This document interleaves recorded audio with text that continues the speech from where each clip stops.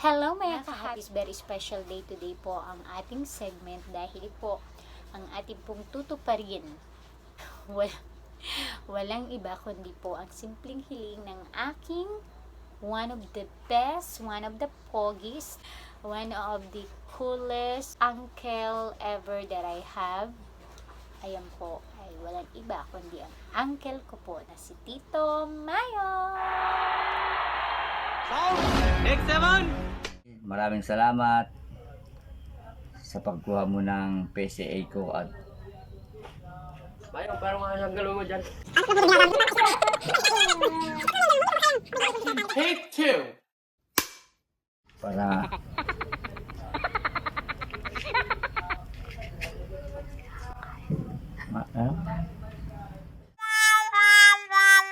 Action! Hello, good morning. Siya nga pala, magpapasalamat ako sa mahal kong pamangkin, si Ay. Ay, maraming salamat sa pagkuha mo ng PCA ko at ng PhilHealth. Salamat. At siya nga pala, ginagawa ko sa umaga bago mag-drive, maliligo, pagkapaligo, yun, hanggang tanghali, mga masada. Pagdating ng tanghali, matutulog, pagising, pasada muli. Sige lang, ang laban, kaya natin yan. Thank you sa lahat. Madidescribe ko talaga siya as one of the best and coolest uncle kasi siya yung tipo ng tao na very genuine yung kanyang happiness basta makatulong at makapagbigay siya sa iba. Pagbigay, makatulong. At dahil dyan, sa simpleng bagay na to, naisipan ko makabawi-bawi naman sa tito ko dahil sa dami na rin niyang naitulong sa akin at sa family ko. Naisipan ko na asikasuhin ang kanyang PSA, masikaso ang kanyang SSS at magkaroon siya ng PhilHealth. So, lahat ng benefits na to at the age of, right now, he is a senior already, napakahirap na para sa kanya na, magkaroon, pero walang imposible kay Lord. Yes. We can do this, mga ka-happy. So, you better watch this. At ang requirements lamang po ay valid IDs at authorization letter po and with signature po ng inyong kukunan. Ayan, dahil nga kinuha ko po ang valid ID na tito ko at authorization letter niya at with signature niya. So, pinaprint ko na lahat ng kailangan at ayun na. Let's go, asikasuhin po natin at ang una kong inuna ay ang kanyang PSA birth certificate at dahil nga si Tito ay napakasipag, sobrang busy kaya naman matagal na niyang hindi pa nakukuha ang kanyang PSA birth certificate kaya naman ayan, thank you Lord dahil nagawa naman natin. So here we go at yun nga, andito na ako nakapila at later on waiting na tayo for releasement ng kanyang PSA. So, excited na ako. Napakarami talagang tao na nag-aasikaso ng mga ganito. So, ayun, kitang-kita nyo ang daming tao. At, finally, nakuha na natin ang kanyang PSA. So, napakasaya ko at eto na nga, pumunta naman po ako sa ibang branch naman tayo dahil this time asikasuhin ko naman ang PhilHealth ng aking tito, which is ang aking uncle ay dahil senior na siya, so wala tayong babayaran. So I'm happy naman dahil na-register ko siya at nagkaroon na nga siya ng PhilHealth ID. Didikitan ko na lang yan ng picture at syempre si tito nang bahalang signature dyan very soon pagkita namin. Finally mga ka-happy, pag nagkita kami ni Tito, ito yung ibibigay ko sa kanya soon. So, we got it. Finally, dito na po ang kanyang PSA. PSA and ang kanyang PhilHealth ID. Nagawa na natin yan.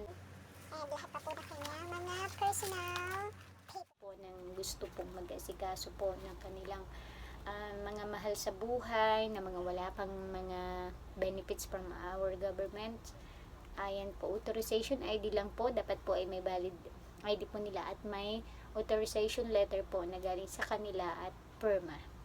So, yun po yung pinaka-requirements para po maasikaso po especially sa ating mga relatives na hindi pa po sila nakakakuha ng mga ganon. Yun na yun.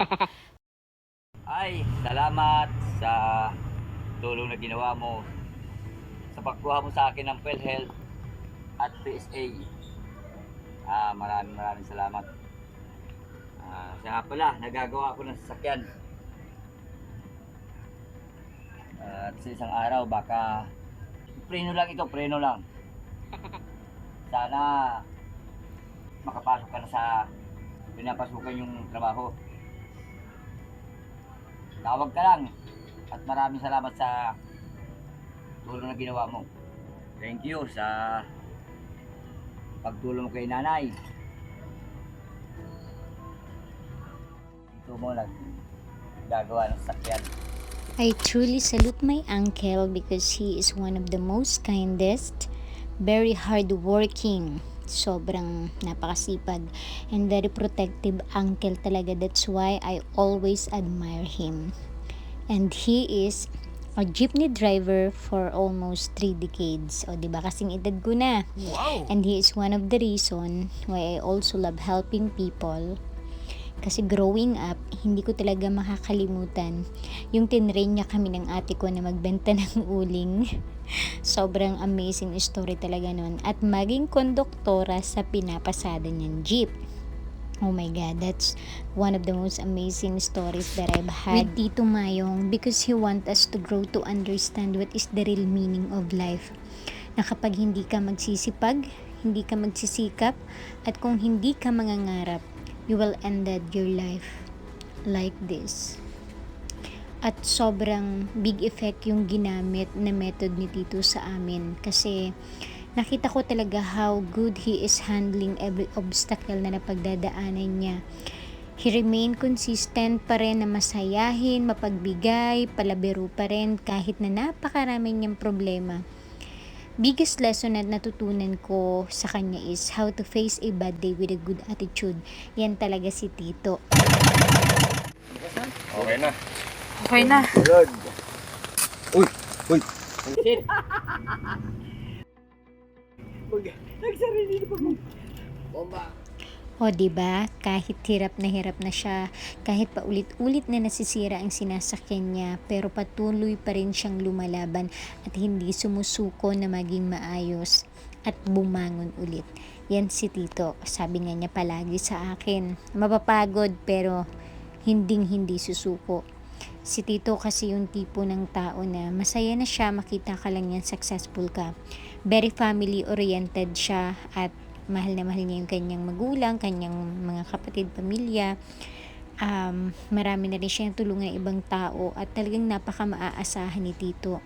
So isa siya sa mga tito ko talaga na sobrang nakakatuwa siya. One of my favorite uncle talaga siya, kasi basta sobrang saludo ako sa kanya. That's why I'll promise to myself na once I'm financially stable already,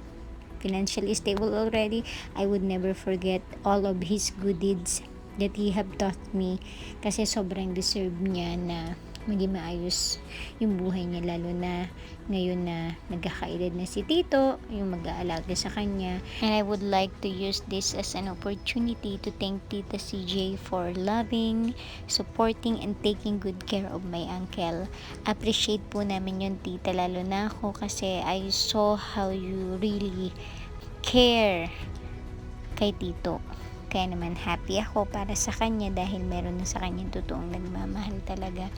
At sana po ay mahalin po natin, especially ang ating mga uncle, aunties, lahat po yan. So, ayun, sana po inspire ko kayo. Finally, may na-accomplish na naman po tayong simpleng hiling, mga ka-happy. Yan, si Tito Mayong, napakabait niyan. Pogi, masipag. Ang masasabi ko kay Kuya Mayong ay napakabait, matulungin at mapagbigay. Ay napakagwapo, matulungin sa mga pamangkin, maasahan. Yun lang. Thank you. Love you, Tito Mayong! We love you, Tito Mayong! You're the best, Tito Mayong!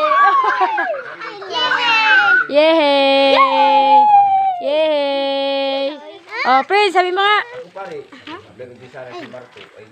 From the bottom of my heart, one of the best and coolest uncle ever. Yan po ay si Tito Mayong, talagang the best. Hope that we make you smile and thank you so much for everything, for being the best.